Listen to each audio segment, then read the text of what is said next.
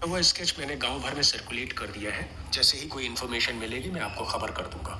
शुक्रिया इंस्पेक्टर। इस औरत का पता लगना केस के लिए बहुत जरूरी है। ये तो आप समझ ही गए होंगे। जी इंस्पेक्टर विजय, आपका विचित्र केस सुन के मैं भी ताज्जुब में हूँ, पर मुझे उम्मीद है हमें जल्द ही ज्योति का पता चल जाएगा। अगर वो इसी गांव की रहने वाली होगी तो कोई ना कोई उसे पहचानेगा ही। मुझे आपकी काबिलियत पर पूरा भरोसा है। अब हमें चलना चाहिए, काफी देर हो गई है।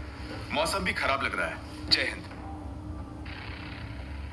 साठे, क्या लगता है ज्योति की कोई खबर मिलेगी आज की नहीं?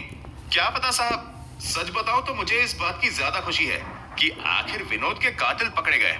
अब उसकी आत्मा को शांति तो मिलेगी। क्या साठे, तुम्हारे सर से ये आत्मा का भूत नहीं उतरा अभी तक? आप माने या ना माने साहब, मैं तो उनको मानता हूँ। रात हो जाने के कारण साठे रास्ता ठीक से समझ नहीं पा रहा था। जब चलते चलते बहुत देर हो जाती है तो विजय साठे की ओर देखकर बोलते हैं, 12 बज गए साठे। हमें निकले हुए पूरे 3 घंटे हो गए, जबकि वर्धा से समस्तीपुर का रास्ता तो मुश्किल से 2 घंटे का है। ऊपर से ये मौसम कुछ ढंग से दिख भी नहीं रहा।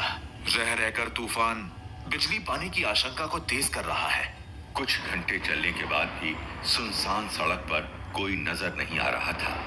अब जीप जैसे दिशाहीन बस आगे बढ़ती जा रही थी। आज जैसे वो रास्ता अंतहीन और रहस्यमयी होता जा रहा था। बहुत देर हो गई हमें चलते हुए। अब तक तो नाका आ जाना चाहिए था। साठे, मुझे लगता है तुमने गाड़ी गलत रास्ते पे ले ली है। हाँ साहब, मुझे भी लगता है अंधेरे में ध्यान नहीं रहा। दोनों बातें कर ही रहे थे कि अचानक उनकी जीप धक्का खा के रुक जाती है। क्या हुआ साठे? पता नहीं सर, ऐसे तो कभी ये बंद नहीं होती। लगता है कुछ खराबी आ गई है। ओफो, एक तो ये आधी रात का वक्त, ऊपर से ये बारिश। इस सुनसान सड़क पे तो कोई मदद भी नहीं मिलेगी। रुको, मैं थाने फोन करके दूसरी जीप बुलवाता हूँ। शिट, ये मोबाइल भी साथ छोड़ गया। अब क्या करें? मेरा फोन भी फुस हो गया सर। मैं बोनेट खोल के देखने की कोशिश करता हूँ कि क्या खराबी है। टॉर्च लेके साठे गाड़ी से उतरता है, लेकिन अब इसको भी अभी खराब होना था। लगता है इसकी भी बैटरी खत्म हो गई है। अब अंधेरे में गाड़ी ठीक भी नहीं कर सकते। बैठो अब यहीं। और क्या कर सकते हैं? शायद कोई निकलता हुआ दिख जाए जिससे हम मदद मांग सके, पर इतनी रात गए कौन मिलेगा? विजय और साठे निराश होने लगते हैं, पर तभी एक आदमी मोटरसाइकिल पर वहां से गुजरता है। क्यों भाई, यहाँ आसपास कोई गांव है जहाँ मैकेनिक मिल जाए? हमारी गाड़ी खराब हो गई है, मौसम भी बिगड़ा हुआ है। हुजूर, यहाँ तो कोई बस्ती भी नहीं है। इतनी रात को यहाँ कोई मैकेनिक भी नहीं मिलेगा। हाँ, मगर कुछ कोस दूर एक पेट्रोल पंप है, शायद वहाँ मदद मिल जाए। आप मेरे साथ चलिए, मैं वहाँ तक छोड़ देता हूँ। साठे, तुम जाके देखो कोई मदद मिलती है कि नहीं। मैं यहाँ गाड़ी में रुकता हूँ। हवलदार साठे मोटरसाइकिल वाले के साथ चल देता है और विजय आंखें बंद करके आराम करने की कोशिश करने लगते हैं। तभी उस गहरे अंधेरे में उनके कानों में एक मीठी सी आवाज सुनाई पड़ती है। क्या हुआ बाबूजी, आपकी गाड़ी खराब हो गई है क्या? इंस्पेक्टर विजय आंखें खोलते हुए गाड़ी से बाहर अंधेरे में देखने की कोशिश करते हैं तो वहां उन्हें एक युवती खड़ी हुई दिखाई देती है।